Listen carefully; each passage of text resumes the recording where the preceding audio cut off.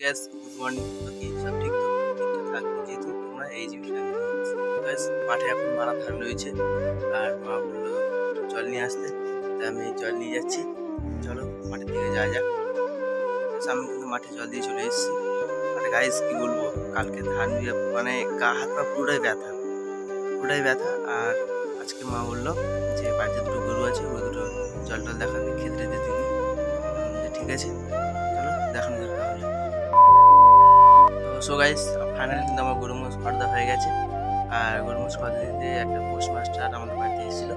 আমাকে বললো যে তোমার কোনো চিঠি আছে? আমি বললাম আমার নামে চিঠি। তো বললো এটিএম। আমি বলবো আচ্ছা এটিএম। তো চলো, কিছুদিন আগে ওটা আমি আবেদন করেছিলাম এটিএমের জন্য। এটিএম চলে এসেছে, এটিএমটা আনবক্সিং করবো। আগে কিছু খেয়ে নিই, তোমার সামনে আনবক্সিং করে দেখাবো, ঠিক আছে? 15 minutes later. ফাইনালি কিন্তু আমার খাওয়া হয়ে গেছে। চলো এবার এটা আনবক্সিং করে দেখানো যাক। চলো এই যে প্যাকেটটা, চলো এটা আনবক্সিং করে দেখানো যাক।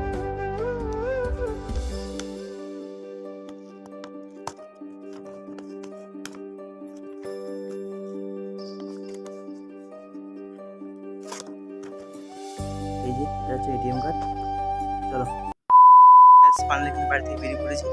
আর এখন যাচ্ছি ক্লাবে, অনেক বন্ধুরা এসেছে, একটু আড্ডা মারবো, আড্ডা মেরে বাড়ি আসবো। চলো ফাইনালি কিন্তু আমি ক্লাবে চলে এসেছি। আর ক্লাবে দেখে এই যে ক্লাবে অনেক বন্ধু বান্ধব আছে, দেখা যাক ওরা কি করছে দেখি। এখন ক্লাবে এসে দেখছি আমার এই বন্ধুরা ফ্রি ফায়ার খেলছে, কেউ ফটো এডিট করছে, এই বন্ধু ফ্রি ফায়ার খেলছে, এই বন্ধু ফটো এডিট করছে। চলো এদের সঙ্গে একটা আড্ডা মেরি, তারপর তোমাদের সঙ্গে দেখা হচ্ছে, কেমন? চলো। 1 hour later. ঠিক আছে, ফাইনালি কিন্তু আমার ক্লাবে আড্ডা আর কি আছে, ঠান্ডা কিছু হয়ে গেছে। বাড়িতে যাচ্ছি, বাড়ি থেকে স্নান করবো, এখন বাজে 2টো। চলো বিকেল দিকে আবার রাস্তা থেকে ঘুরতে যাবো, রাত্রে তোমাদেরকে দেখাবো। চলো এখন খেয়ে দিয়ে নিই, দেখা হচ্ছে। 2000 years later. সো গাইস কালকে ভিডিওটা আমি কন্টিনিউ করতে পারিনি, তার জন্য যারা বৃষ্টি, প্রচণ্ড হারে বৃষ্টি, আর এমনিতে শরীরটা খুব খারাপ ছিল, তাই ভিডিওটা কন্টিনিউ করতে পারিনি। আর এখন যাচ্ছি আমি দিদির বান্ধবীর বাড়িতে। দিদির অনেকদিন আগে বিয়ে হয়ে গেছে, সেখানে আমরা যাচ্ছি। আমি আর এই সামনে দিদি যাচ্ছে, দিদিরা যাচ্ছি। চলো যাওয়া যাক।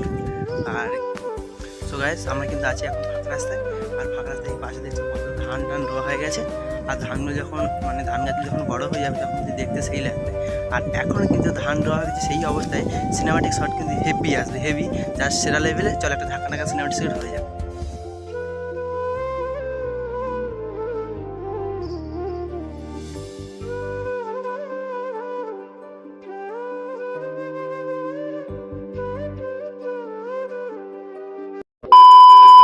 গাইস পাক্কা 1.5 ঘন্টা অপেক্ষা করার পর এদের কথা শেষ হলো। আর মেয়েদের কথা মানে অনেক রাজ্যের কথা, ঠিক আছে?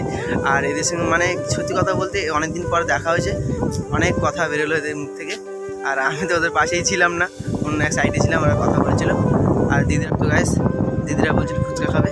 আর আকাশের অবস্থা অতটা ভালো নয় যদিও, তাই ওদেরকে বললাম যে অন্যদিন খাবো, আজকে একটা সময় নেই। যদি আজকে বৃষ্টি চলে আসে তখন কী হবে, ফোন টোন আছে, কোনো ছাতা টাতা নিয়ে আসেনি যদিও।